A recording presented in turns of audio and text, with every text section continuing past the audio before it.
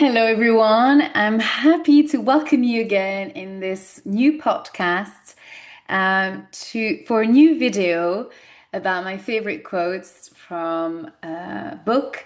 And as we're currently reading Middlemarch, I had to select my favorite quotes from the book, and I found 14 of them that I will read to you today, and that we will explore and eventually discuss in the comments if you're happy to share your thoughts on my selection of quotes.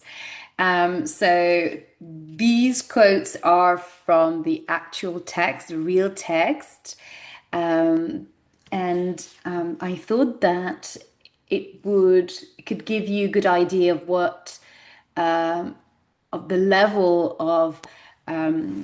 the of English needed to be able to understand the novel and the 19th century English compared to the adaptation that we are currently reading at the book club, which is a B2 upper intermediate level of English, which is aimed at English learners. But I would say also it is an alternative for native speakers, young native speakers, maybe young learners, and also native speakers who are not used to reading and heard of the novel, but never had the chance to read the book or feel daunted by the 800 pages of the original text. So that could be a first approach to reading the book and eventually watching the BBC adaptation, the BBC series that the TV show produced by the BBC, which adapted the novel. This is also a way to have access to that classic without feeling overwhelmed, I would say. So these are my recommendation if you want to read George Eliot and Middlemarch specifically, but feel that it is too much for you to read or too soon to read. You would like to know whether the storyline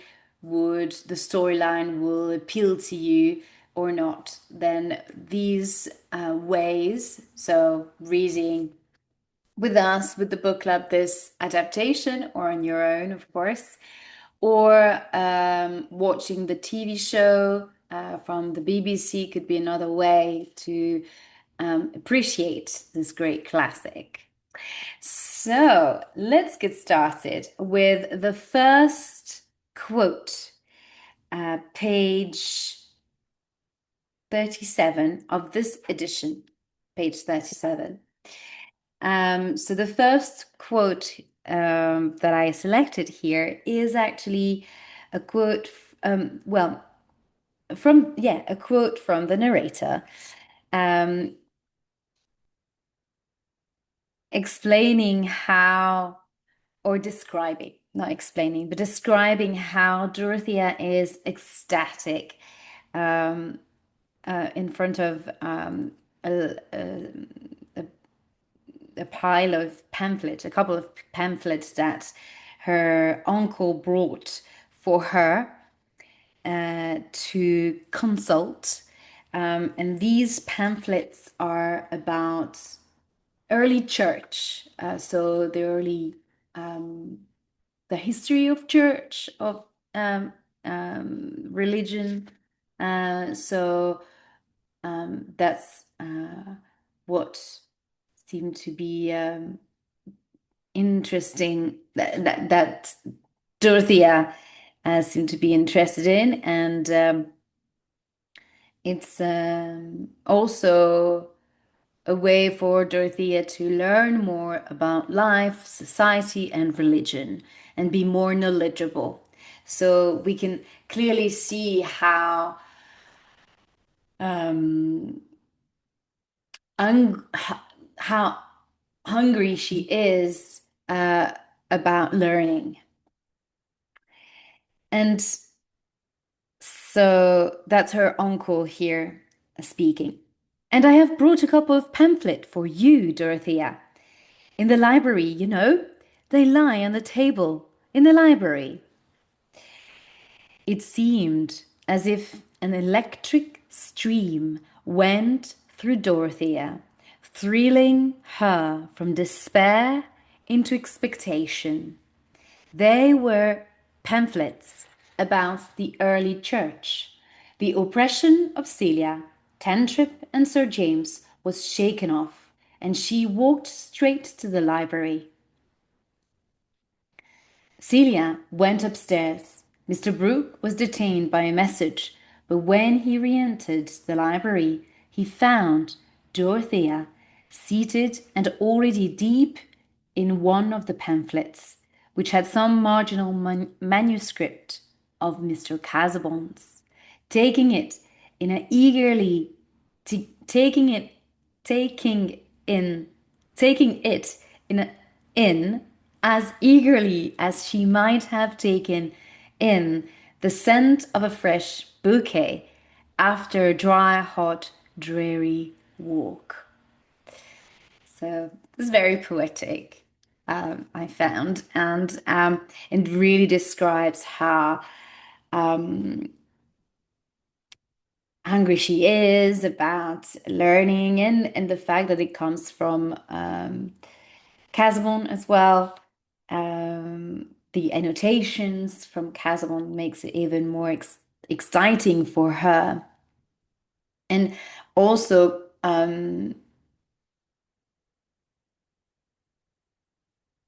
these pamphlets contributes to the idealization of of Dorothea's idealization of her future relationship with Casaubon. But we know it doesn't go that way. Now, quote two is more humorous and something that we might not know of, or that it's not maybe what George Eliot is mainly remembered for, but she has a lot of humor. I remember reading and smiling or laughing a little bit about the comics dialogues or scenes here in this book. So I quite liked that. And we know that she read Jane Austen as well. She wasn't a fan. This really pained me a lot. But she didn't like, I guess Jane Austen's style didn't appeal to her, I guess, or the topics, I guess. Jane Austen talked about courtship and romance, and all her stories are about domestic lives. So that's probably something that didn't really appeal to George Eliot because she, as you know from Middlemarch and her other novels, she's interesting. George Eliot is very much interested in society and political events, and she's very aware of what is going on in the world, in science, in any type of subject of topics. She's very knowledgeable in many areas. Um, Whereas Jane Austen is less knowledgeable and she talks about what she knows and what interests her as well to to talk about, to write about. So, yeah, I guess this is probably what why she maybe didn't like Jane Austen that much. But her husband, or her partner, unofficial husband, George Henry Lewis, he definitely praised Jane Austen. And he was a favorable critic of Jane Austen. And that's something I've learned very recently while reading My Life in Middlemarch, uh, in a book that I will talk about in the future, um, and um, and that really made me smile, definitely. So here, quote two is about Celia. So Dorothy is the sister. Celia here is showing affection towards Dorothea. And as we know, Celia is very different than Dorothea. And here we can see what here we can see that George Eliot is having a little bit of fun describing her. Um, and also here at this in this passage, Celia is trying to convince Dorothea that Caswell is not a good husband for her. She's trying to change her mind about Caswell. But here it's Dorothea. So Dorothea's feelings had gathered to an avalanche, and there could be no further preparation. It is right to tell you, Celia, that I am engaged to marry Mr. Casaubon. Perhaps Celia had never turned so pale before. Sorry, so here she announces that she wants to marry Casaubon. The paperman she was making would have had his leg injured but for her habitual care of whatever she held in her hands. She laid the fragile figure down at once and sat perfectly still for a few moments. When she spoke there, when she spoke, there was a tear gathering. So here, George Eliot is describing. So Celia is making, I don't know, craft something with paper. She's making a little figurine in paper. You know, this is how she would pass the time, I guess. Not the kind of hobby that would do Dorothea. Uh, and And here she makes fun of the fact that hearing that news, this little figurine could have a leg broken, but Celia is very proper and she does things as a good lady, so she doesn't tear the thing apart and she just put it down. Um, but it's something that you can't translate in on screen, that you can't really show on screen, and that's the beauty of writing, of course. Um, Now, quote number three here is Lydgate. Oh, here is about Lydgate and how Rosamond projects her future onto Lydgate, and how exactly he is, how Lydgate is exactly what Rosamond has been waiting for, and this is where she falls in love. He ticks all the boxes.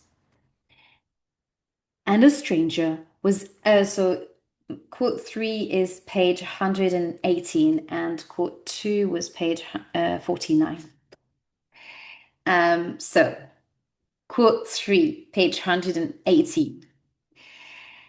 And a stranger was absolutely necessary to Rosamond's social romance. So here is the narrator talking. And a stranger was absolutely necessary for Rosamond's social romance, which had always turned on a lover and bridegroom who was not a Middlemarcher, and who had no connections at all like her own. Of late, indeed, the construction seemed to demand that he should somehow be related to a baronet. Now that she and the stranger had met, reality proved much more moving than anticipation, and Rosamond could not doubt that this was the great epoch of her life. That she judged of her own symptoms as those of a waking love, and she held it still more natural that Mr. Lydgate should have fallen in love at first sight of her. These things happened so often at balls, and why not by the morning light, when the complexion showed all the better for it? And a little bit further down. And here was Mr. Lydgate suddenly corresponding to her ideal, being altogether foreign to Middlemarch, carrying a certain air of distinction congruous with good family, and possessing connections which offered vistas of that middle-class heaven rank. A man of talent, also, whom it would be especially delightful to enslave. A man who had touched her nature quite newly and brought a vivid interest into her life, which was better than any fancied might be, such as she was in the habit of opposing to the actual. Yeah, so here we can already see that Rosamond has targeted exactly the right, has found the right target, basically. And the word to enslave is quite a strong word, showing her her control over her her future relationship with him, and how she would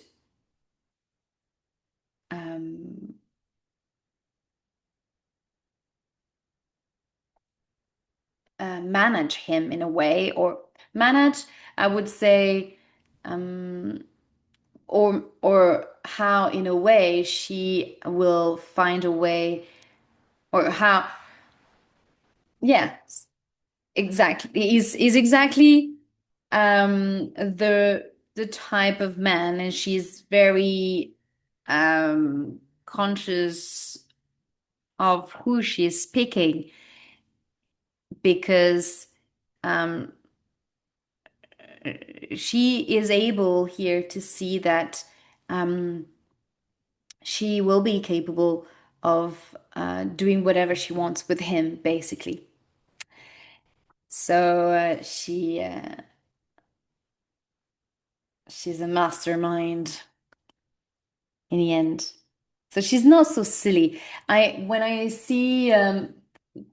I read or listen to comments about Rosamond saying that she's silly and very superficial, well, she is for sure, but we can see how her character unfolds in the story, and how she reveal herself as someone that is manipulative and calculating as well, and not so silly.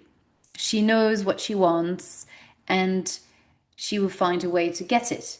And she does get what she wants in the end of the story, in um, at the expense of Lydgate's career, and is it and Lydgate's purpose and ambition for his future life, in life, sorry.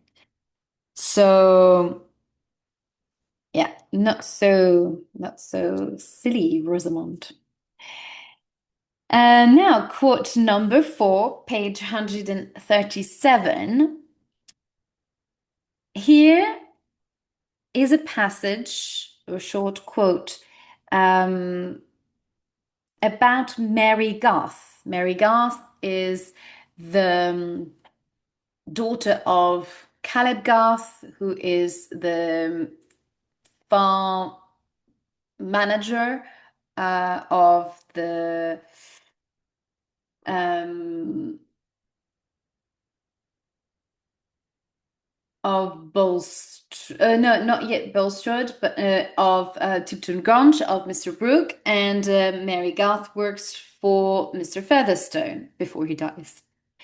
So here is a quote from Mary, who believes that and Fred Vincy is in love with her, and uh, he wants to do everything for Mary and he wants to marry Mary and wants to do everything to make her happy or to make her fall in love with him. Um, and here Mary believes that she is as clever as any educated, that she is, yeah, as clever as any educated young man, and she has a high opinion of herself. Um, in the person, this is how I inter interpret um, this passage, because I find that Mary Garth is a very strong secondary character, and I really like her character as well in this novel. We talk a lot about Dorothea and Rosamond, but Mary Garth is a very strong-headed young woman and opinionated, and she is a clever young woman as well. Oh, I'm not angry, except with the ways of the world. I do like to be spoken to as if I had common sense. I really often feel as if I could understand a little more than I ever hear, even from young gentlemen who have been to college. So, I quite like the fact that she doesn't let herself, she doesn't um, let anyone, sorry, let anyone make her believe that she's worthless, or she's um, or let anyone undermine her own value. She knows her value, and I quite like that, because this is not easy to know your own worth. Um, Now, quote number 5, page 194. So here, this is the delusionment of Dorothea about her marriage, and this is terrible. But on the other hand, Mr. Caswell never really hidden his character, and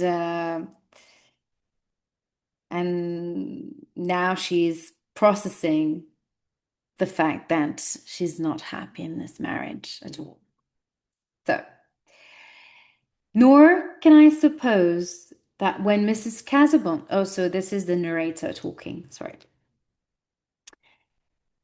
Nor can I suppose that when Mrs. Casaubon is discovered in a fit of weeping 6 weeks after her wedding, the situation will be regarded as tragic.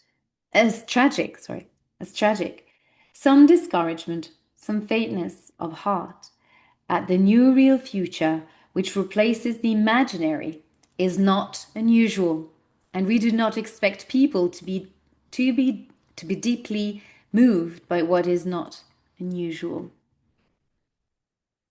Um, that element of tragedy which lies in the very fact of frequency has not yet wrought out itself into the coarse emotion of mankind, and perhaps our frames could hardly bear much of it.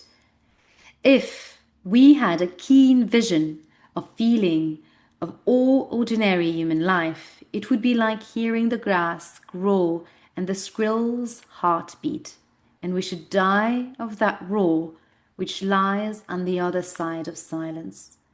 As it is, the quickest of all, as it is, the quickest of us walk about, sorry, as it is, the quickest of us walk about well warded with stupidity. So, stupidity here has a different meaning than it has today. It is more about the lack of understanding, the lack of knowledge, more than the fact of being unlearned in a way, um, than being silly, really.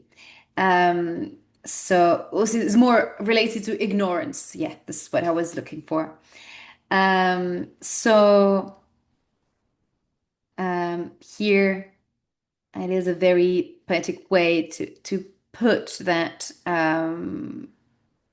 we actually should feel compassionate towards this kind of feeling, which is quite usual.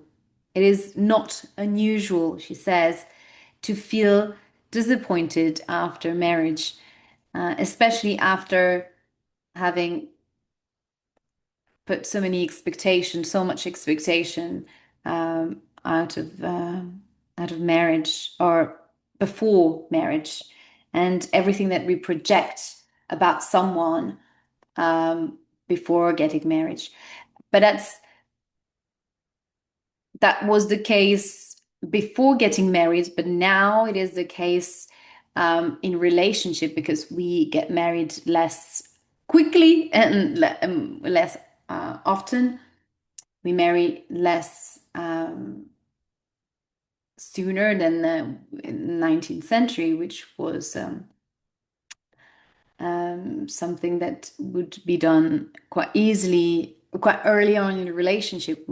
Some people, well, people would barely know each other or spend much time together and get to know each other or go on trip together. If they would go on a trip, that meant that they would be married. You wouldn't find a man and a woman just going on a trip together without being married. It wouldn't sound right.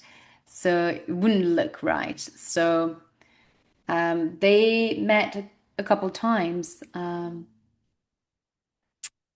that was enough for Dorothea to make up a whole persona around Mr. Casbon, and or not seeing I guess she expects so much. She has so much high expectation around their future husband to find fulfillment with her marriage and with the kind of man that she would she yeah she is so eager to learn things and do and have purpose in life that in a way she throws herself into the arms of the first man that looks clever and that she thinks that could help achieve that goal, I guess. Yeah, this is what happens when we are young and inexperienced. But also at any age, I guess. Well, when you get older, you have more, you know more about yourself. But yeah, that's youth. because she is barely 19. Yeah, in this beginning the novel. So quote number 6 now, page 196, which is right after um, quote number 5, Dorothea, Dorothea's delusionment about her marriage. So quote number 6 is a reflection again from the narrator about the delusion of marriage when so much is expected during courtship, especially for women. And that's something that George Eliot reinforced here. I suppose it was that in courtship, everything is regarded as provisional and preliminary, and the smallest sample of virtue or accomplishment is taken to guarantee delightful stores which the bored pleasure of marriage will reveal. But the door sill of marriage once crossed, expectation is concentrated on the present. Having once embarked on your marital voyage, having once embarked on your marital voyage, it is impossible not to be aware that you make no way and that the sea is not within sight, that in fact you are exploring an enclosed basin. I found that image so just and so accurate, well, so um, right, I would say, because she really manages to find a metaphor that really speaks to us, reader, and to me personally. Um, when you expect that marriage will fulfill all your needs and will allow you or will be like an open door to a new world and to an ocean of knowledge or ocean of experience, I would say. And in the end, you find yourself in the little basin and enclosed, and this idea of imprisonment is very present here. Although now, and to be honest, George Eliot, don't think she experienced that in her marriage because she was happily not married, but in partnership that she considered as marriage. But I think that somehow she experienced that enclosed basin as well in her marital status or in her relationship. The fact that you have to compromise, or I guess, um,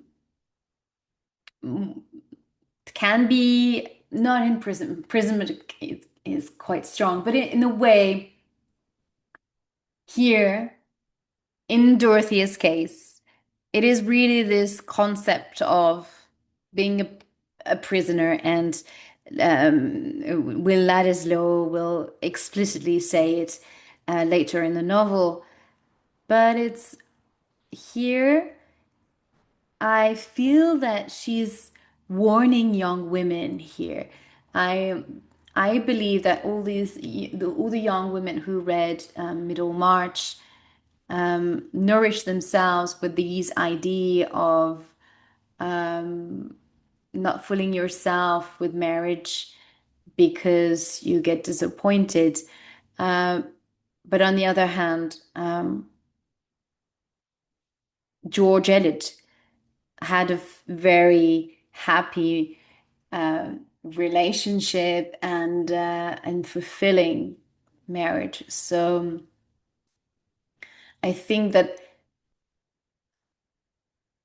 this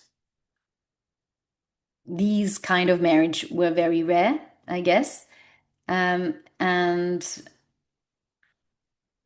in many cases, marriage felt very much, and I think that she speaks very much from her friend's experience because this um, couple, Dorothea and Casaubon, apparently is said to be inspired from a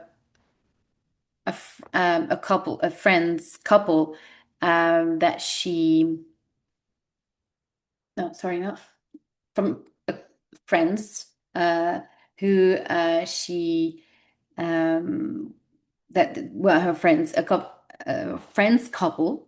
I don't know how to say. Oh my God. Anyway, that she made a couple. They were her friends were these couple that she was friend with, and she was inspired by their relationship,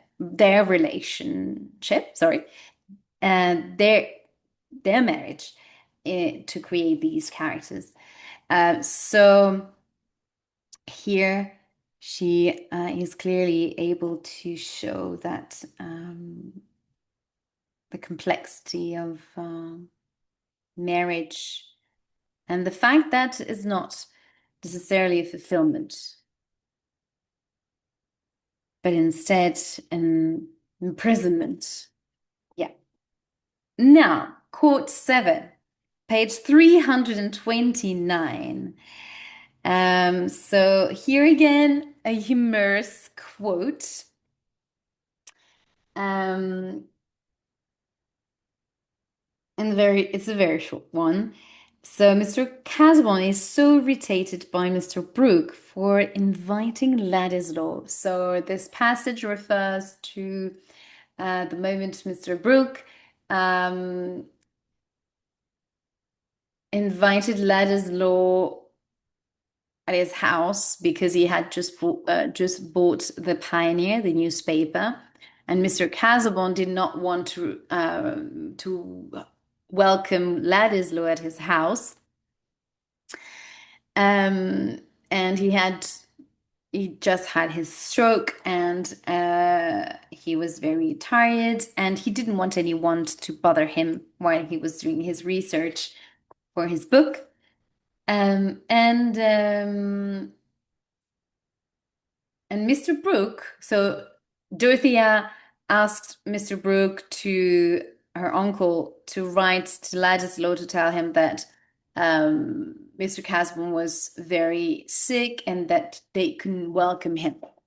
Uh, uh, and in and Mr. Brooke indeed wrote to Ladislaw, but did not just say that he could not come to the Casaubons.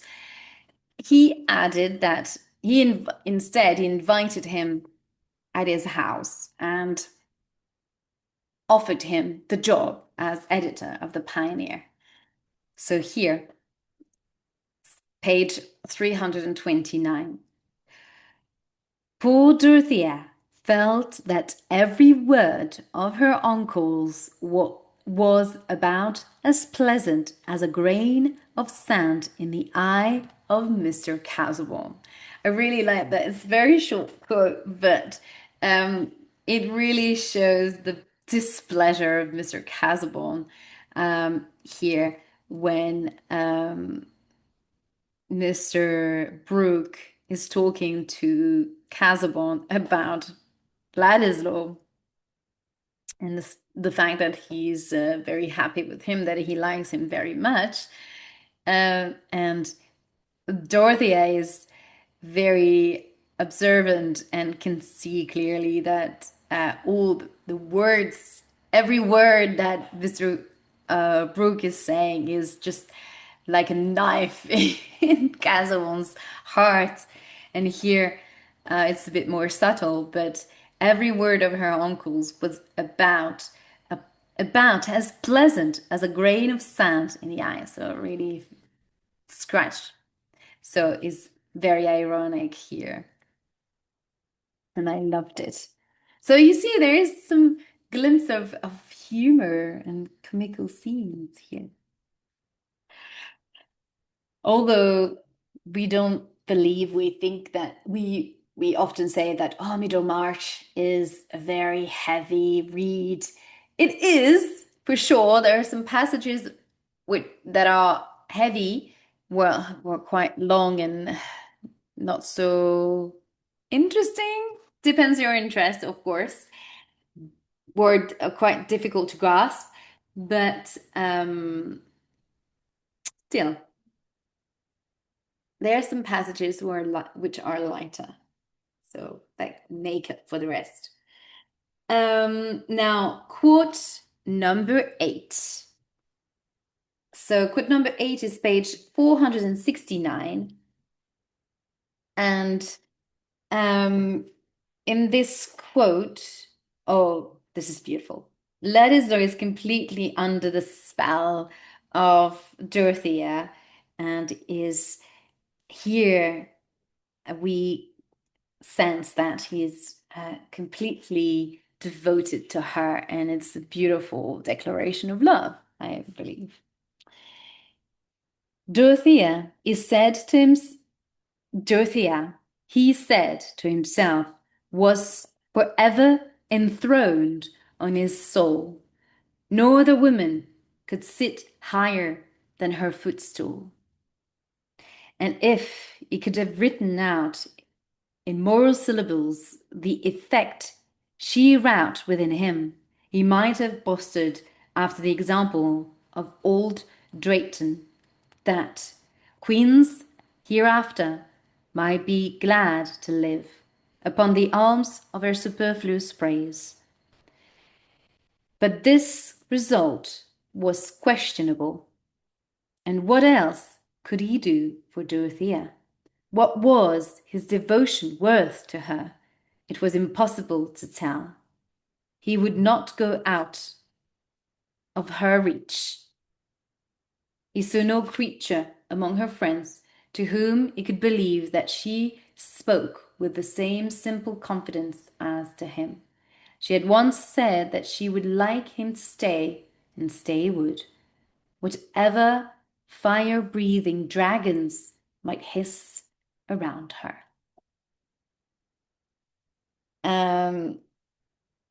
So here Ladislaw is ready to stay around no matter the obstacle and the dragons here that that are mentioned, whatever who is trying to guard her.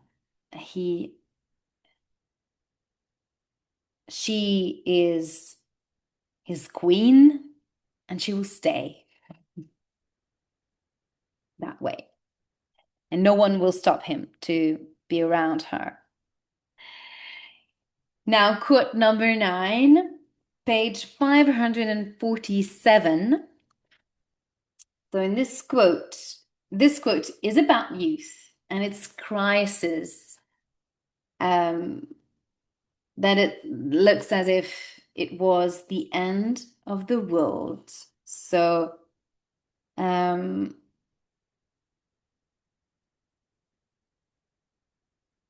guess here I can remember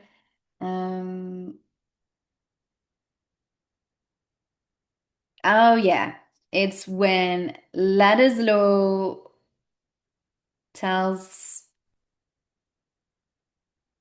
Dorothea for the first time, or is it the second, that he's leaving Middlemarch. So Dorothea is terribly sad, although she doesn't say anything to him. So here is a quote from the narrator here speaking. If youth is the season of hope, it is often so only in the sense that our elders are hopeful about us. For no age is so apt as youth to think its emotions, partings, and resolves are the last of their kind, Each crisis seems final, simply because it is new. We are told that the oldest inhabitants in Peru do not cease to be agitated by the earthquakes, but they probably see beyond each shock and reflect that there are plenty more to come. This is just the beginning. And this metaphor with the inhabitants of Peru is quite um, imaginative, I would say. Not imaginative, but very uh,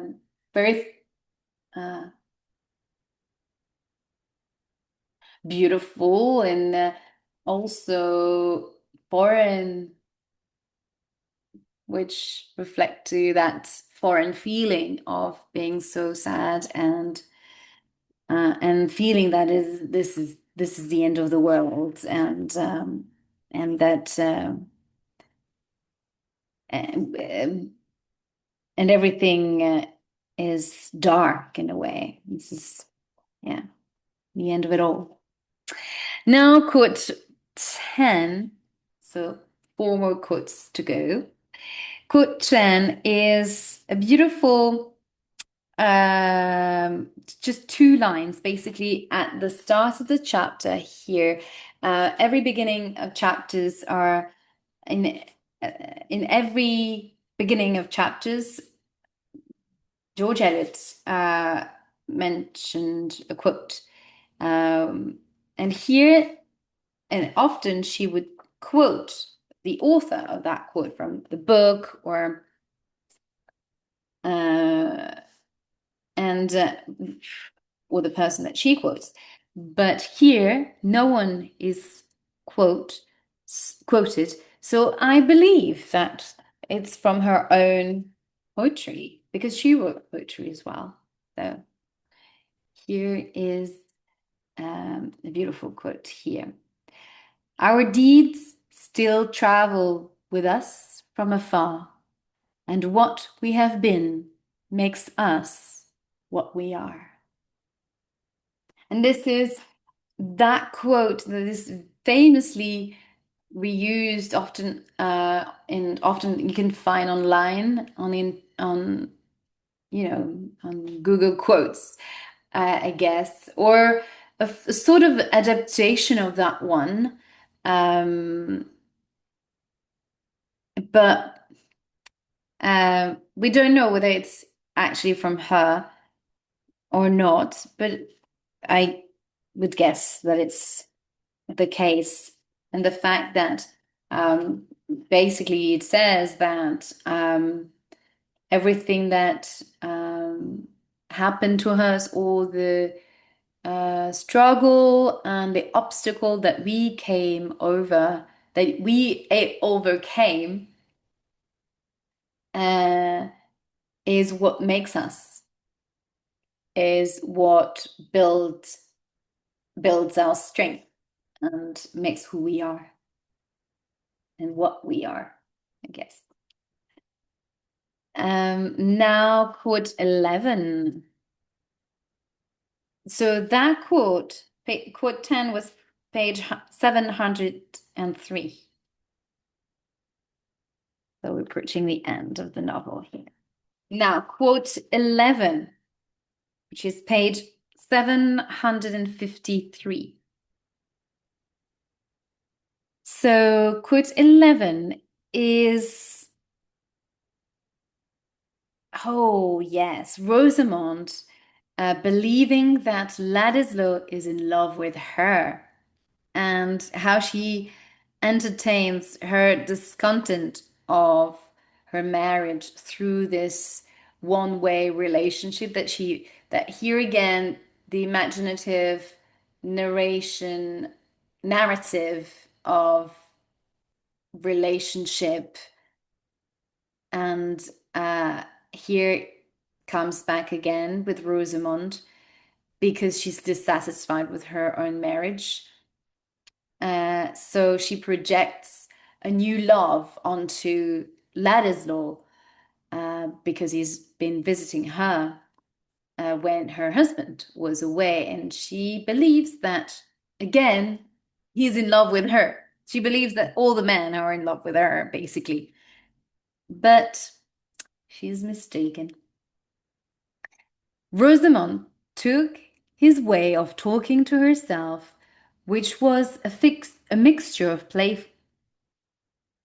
Sorry, Rosamond took his way of talking to herself, which was a mixture of playful, fault-finding, and hyperbolical gallantry, as the disguise of a deeper feeling. And in his presence, she felt that agreeable titillation of vanity and sense of romantic drama which Lydgate's presence had no longer the magic to create. She even fancied. What will not men and women fancy in these matters? Question mark. That Will exaggerated his admiration for Mrs. Casbon in order to pique herself. In this way, poor Rosamond's brain had been busy before Will's departure. He would have made, she thought, a much more suitable husband for her than she had found in Lydgate. No notion could have been No notion could have been falser than this. For Rosamond's discontent in her marriage was due to the conditions of marriage itself, to its demand for self-suppression and tolerance, and not to the nature of her husband. But, but the easy conception of an unreal better with capital B, had a sentimental charm which diverted her ennui, her boredom. Just, well, she's used the French word here. Um, and I love that passage because George Eliot here is really dissecting her stream of thoughts in regards to Ladislaw and how she fancied this idea of him being her husband, and how we often imagine she's able to really picture in writing how our brain works and how our imagination really runs, and how fast it goes, and how we already imagine ourselves to be married to someone that we just barely saw, or someone that we just met one or twice, or someone that we idolize, like a celebrity or someone or something like that, that we fantasize around. And here it's so um, how to say, um, striking to see, to read how Rosamond's brain works, and how, in the end, the narrator uh, rationalized the whole idea. So, as if George Eliot was taking back control of the narrative again, and was reflecting on this idea of projecting imagination and fantasy love and perfect love, idealization of love, onto Ladislaw. And actually, it's more because she's unhappy because of the difficulty of her marriage. Ladislaw wouldn't have been a better husband for her, just because he's charming and he's singing with her. Actually, uh, it is just here a way to entertain herself, because she's so unhappy And also, I guess, bored with she's a character that doesn't have any purpose except just being married and have fancy clothes and hosting parties. Um, so she doesn't have much expectation for her life, except of being rich and have and have beautiful house and clothes. Um, so we can see the limitation of Rosamond's world. Right. Now, quote 12, page 778. And here, will declare violently his love for Dorothea. So here, yeah. So he declare his love to Dorothea, but not to Dorothea, to Rosamond, who I don't know who told who believed that he's in love with her. Um, yes, so there was this passage where Ladislaw was at Rosamond's house, and Dorothea came over to see Rosamond. Yes, because she knows about their difficulties, their Lydgate's financial difficulties. Well, and Rosamond, but it's more a Lydgate's problem than a Rosamond. And so Dorothea offers Lydgate, wants to help him financially, and Lydgate refuses because he knows that Rosamond will not accept to stay in Middlemarch. The only uh, thing that Rosamond wants is to leave Middlemarch, and Lydgate is very much aware of that, and he says, "Well, as much as I would love to accept your money, and especially I think she wants to give money to the hospital so that he could continue living and working in Middlemarch. Lydgate could continue and continue work and live in Middlemarch."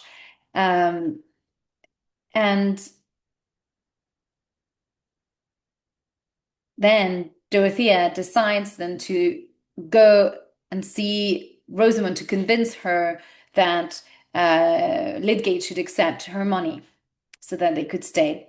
And when she comes to Rosamond, well, to the Lydgate's house, she sees Ladislaw and Rosamond being close to each other, and she's shocked, and all her feelings comes back to her, because she didn't expect to see him there, and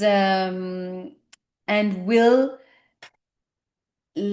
after Dorothea has left, Will leaves as well, and then comes back and explain to Rosamond that, well, I'm not in love with you. So this is the passage.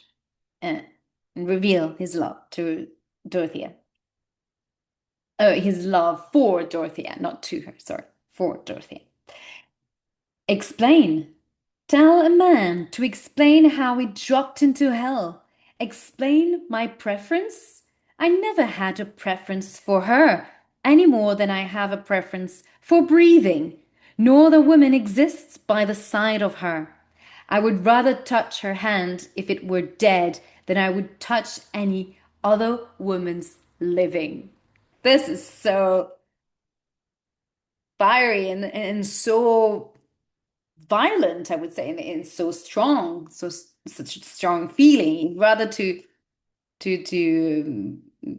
touch a dead body than touch a real one. Well, this is, of course, an image, a metaphor, but it's such a powerful metaphor that it shows how strong his feelings are, and that there is no choice to be made. The choice has been made many months ago, um, because he respond to her, to Rosamond's question, saying that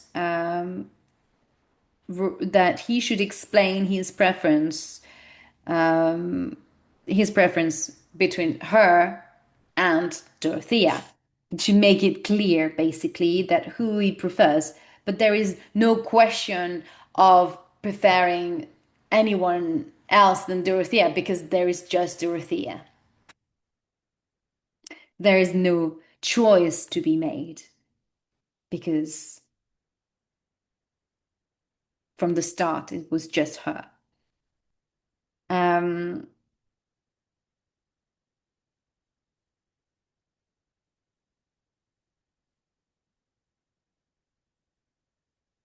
yeah, here a little bit further up to the page, in the page. You can easily go after Mrs. Casaubon and explain your preference. Go after her, and just burst out. And at the end of the page, explain. There is nothing to explain. I just love her, and that's it. There no preference to to explain here, or there's no preference at all. Now, quote 13, page 797. And in this quote, it is again about Rosamond and Dorothea. So Dorothea left, and I think the day after she came back to Rosamond's house, because she didn't want to let herself influenced by whatever she saw there with between Ladislaw and her. And here I like that. Um, Here George Eliot shows sorority. Um, and that's something that is rare in novels, and that the fact that Dorothea doesn't hold anything against Rosamond, and um, she goes back to her, and she's able to put aside her own feelings towards Ladislaw for a greater good. And this really shows how perfect Dorothea is, basically. She's not perfect, of course, but uh,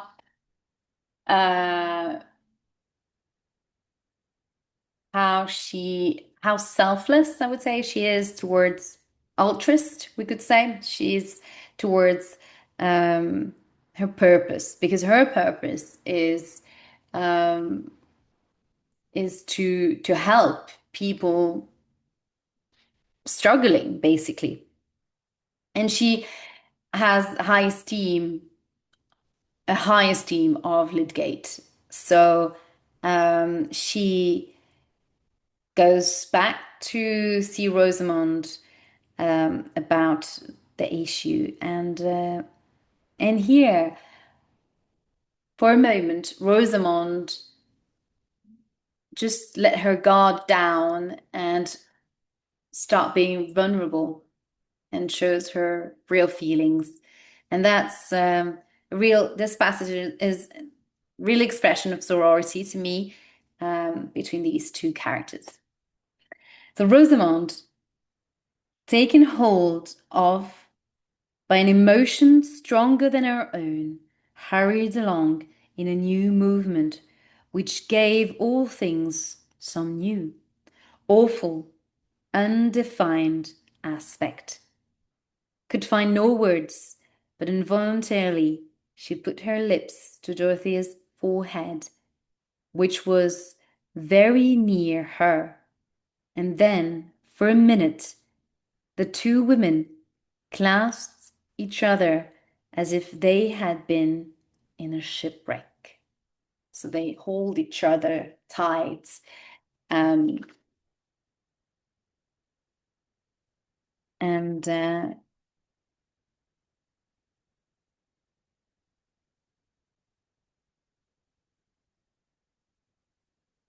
and reveals uh, herself without any masks on.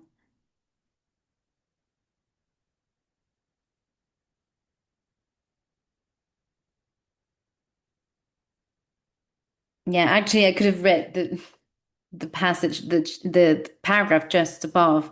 The waves of her own sorrow, from out of which she was struggling to save another, rushed over Dorothea with conquering force. She stopped in speechless agitation, not crying, but feeling as if she were being inwardly grappled.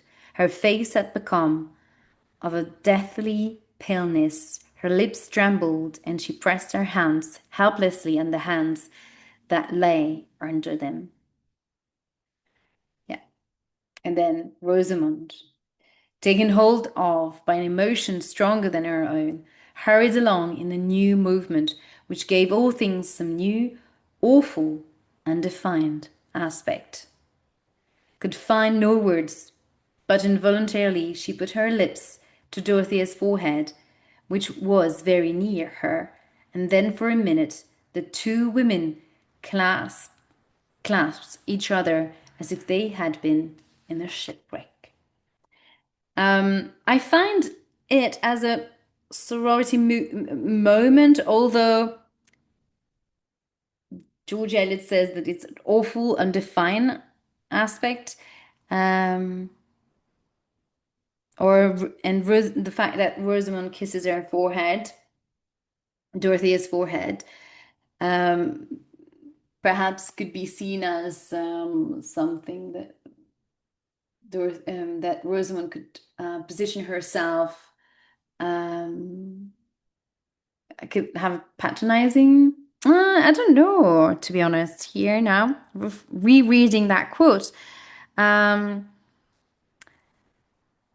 I don't know. I feel that it's a powerful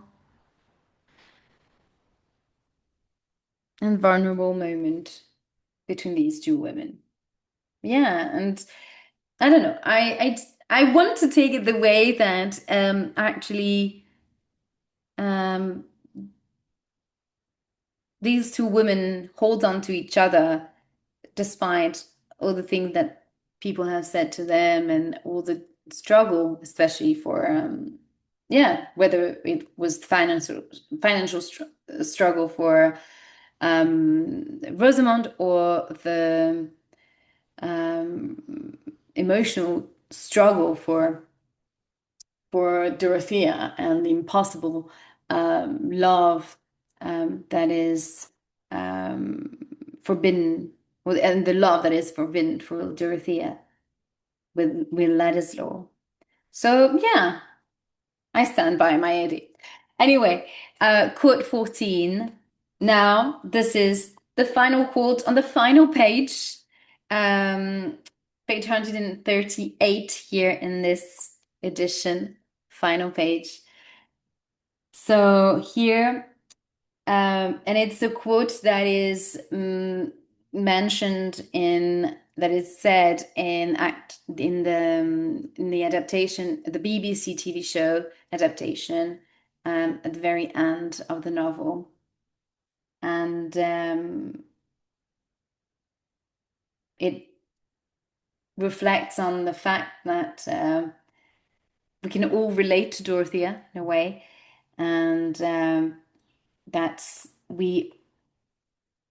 are we all we we all have been blindsided by youth and experience, and also the fact that um, it's a dedication to this book in a way is dedicated to all these women um, like Dorothea who have been acting in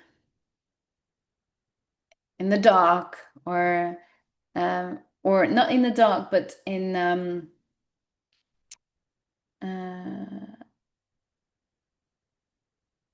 in the shadow of a man or a shadow of an institution, and who and unfortunately or behind a work that's been um, stolen by her or else, and the fact that these women have acted for the greater good, for society, and have never been acknowledged.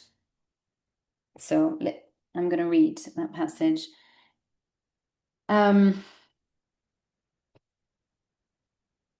Certainly, those determining acts of her life were not ideally beautiful.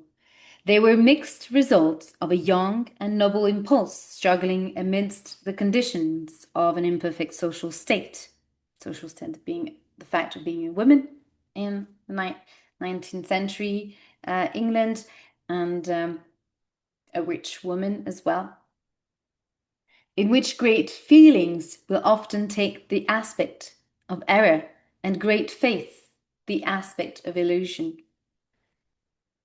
For there is no creature whose inward being is so strong that it is not greatly determined by what lies outside it. A new Theresa, will hardly have the opportunity of reforming a conventual life any more than a new Antigone will spend her heroic piety in daring all for the sake of a brother's burial.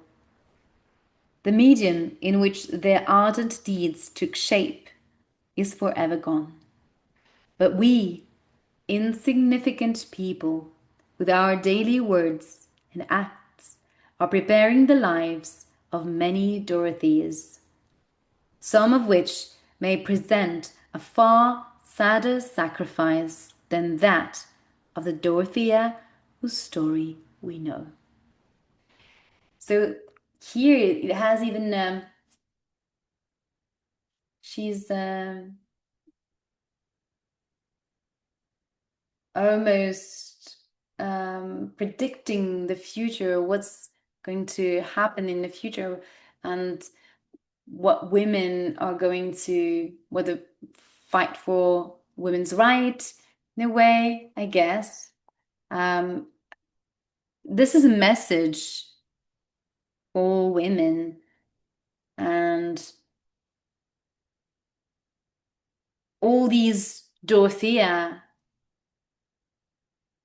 who can recognize themselves, or these women recognizing themselves as Dorothea, are laying the ground for the future generation, for the future Dorotheas, who will lay the ground for future women, and the foundation of a better society for women, better conditions of living for women. Although sometimes we feel like it's one step forward and three steps back, um, or two steps forward and three steps back. Um, but this what this book is about to me, and what this quote is about specifically, which is, I guess, the whole point of this novel, with all this with this myriad of characters, but at the center, at the core of and the core message of this novel is to lay the foundation of future feminists of this world. Yes. Well, I'm going to stop here. I hope you enjoyed this long video of me rambling around those quotes about Middlemarch and reflecting on them. And I would be curious to know what you think about these quotes and about the novel as a whole.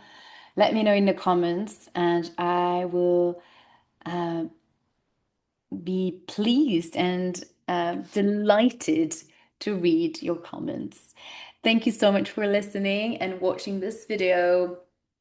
Of course, if you want Lydie's book club to continue um, and be more visible, I guess, follow this channel and like this content and comment as well. Uh, I love reading your comments and share uh, views around these authors and these beautiful, monumental novels. Thank you. Bye.